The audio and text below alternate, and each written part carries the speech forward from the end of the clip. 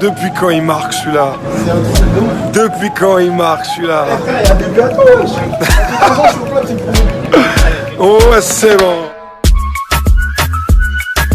Salut à tous, bienvenue dans la quotidienne. Hier, Paris a remporté son 8e de finale aller en Ligue des Champions. C'était face à Manchester United à Old Trafford et donc 2-0. Presnel Kimpembe était là pour l'ouverture du score, son premier but dans sa carrière professionnelle. Alors, ça fait quoi Presnel? J'ai pas les mots.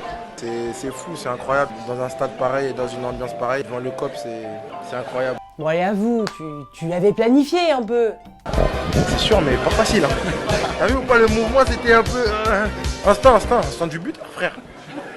Alors Kylian Mbappé, lui, en inscrivant le but du 2-0, a donc inscrit 14 buts en Ligue des Champions et il a égalé le record de Zinedine Zidane au nombre de buts dans la compétition. Kylian, c'est 14 buts en 24 matchs à seulement 20 ans. Zizou, lui, avait mis un peu plus de temps, il l'avait fait en 80 matchs. D'ailleurs, le Français a été encensé après la rencontre et notamment par l'entraîneur de Manchester United, Monsieur Solskjaer. The second goal, that was quality by them. There was, you know, the ground he makes up, that boy, to get in the box is for all the strikers that want to be out there, poachers, that's how to get in the box. C'est vrai que l'entraîneur du Paris Saint-Germain, Thomas Tuchel, il a bien compris qu'avec Paris, il faut y aller doucement en ce qui concerne les matchs retour en Ligue des Champions. Regardez ce qu'il a dit en conférence.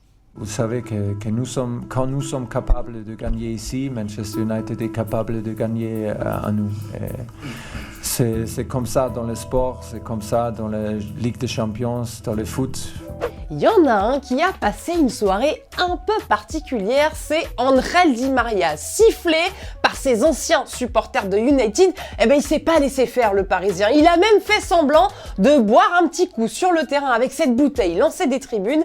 C'était pas le seul à charrier Manchester United hier soir, il y avait également un soutien un peu plus surprenant, celui de Mario Balotelli. Le joueur de l'OM a chambré les Red Devils sur les réseaux. Avant, il jouait à Manchester City, donc il porte pas vraiment United dans son cœur.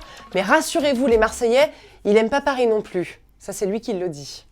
Les deux grands absents, Neymar et Cavani, ont également soutenu et félicité leurs coéquipiers sur les réseaux sociaux. Et puis surtout, Paris a pu compter sur un vrai soutien, celui de son 12e homme, le public. Il y avait plus de 3700 supporters qui s'étaient déplacés à Manchester hier. Ils ont fait le déplacement, ont donné de la voix avant, pendant et après la rencontre. Et ça a beaucoup plu au groupe parisien.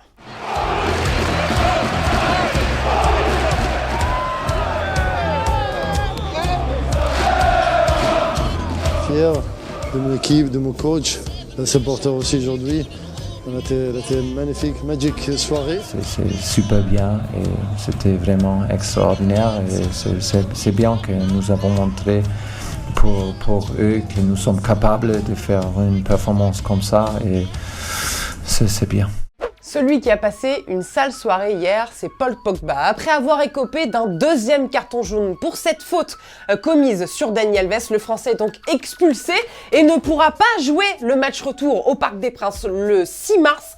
Et ce matin, la presse anglaise, elle tombe évidemment sur Manchester United et Paul Pogba, mort et enterré pour Star Sport, un désastre pour le Mirror, tandis que Sport titre « Leçon de français pour United, dur ». Mais pour Solskjaer, il aurait dû y avoir un autre rouge dans la rencontre. Et ça aurait dû être pour Kimpembe, n'est-ce pas, coach? Very. The way he throws Rashford down to the floor second half and we don't even get a foul. Of course you react to those little things, but there's no point me sitting here and talking about them now. That's gone. Et en ce qui concerne le match retour? We have to be honest and fair. It's going to be difficult, but it's not impossible. La question du jour, la voici. Sans Neymar, sans Cavani, est-ce que selon vous, le Paris Saint-Germain a livré sa plus belle copie, le match référence de la saison? Et si oui, pourquoi? On choisira demain deux de vos commentaires. Petite pause foot. Pendant ce temps, en Australie, en foot féminin, il s'est passé ça. Dans la rencontre Brisbane-Sydney, Alana Kennedy tente de tirer un coup franc, mais devant un mur un peu spécial puisque les adversaires vont la perturber en sautillant comme des grenouilles, ce qui a bien perturbé Kennedy, sans rancune les filles. Dans l'autre match de la soirée hier, la Roma l'a emporté 2-1 face à Porto avec un doublé de Zaniolo, jeune pépite de seulement 19 ans, lancement de carrière enclenché. Ce soir, Tottenham reçoit Dortmund et l'Ajax reçoit le Real Madrid. On a une grande pensée pour les supporters d'ailleurs de l'Ajax qui à 4h du matin, cette nuit, ont voulu empêcher les joueurs du Real de dormir. On adore cette technique-là, hein, en faisant un joli spectacle de feux d'artifice devant leur hôtel. C'est du triple vitrage, les gars, on vous l'a déjà dit, ça sert à rien, ça. C'est la fin de la quotidienne déjà. Oh non! Mais n'oubliez pas que cette semaine, il y a le maillot de Thiago Silva, en plus il est dans l'actualité. Le maillot de Thiago Silva a remporté dans cette quotidienne. Pour le gagner, il faut juste s'abonner à notre chaîne YouTube Téléfoot et puis commenter juste en dessous. En attendant, on se quitte en images, en musique. On se dit déjà à demain, t'inquiète pas. Allez, ciao les copains.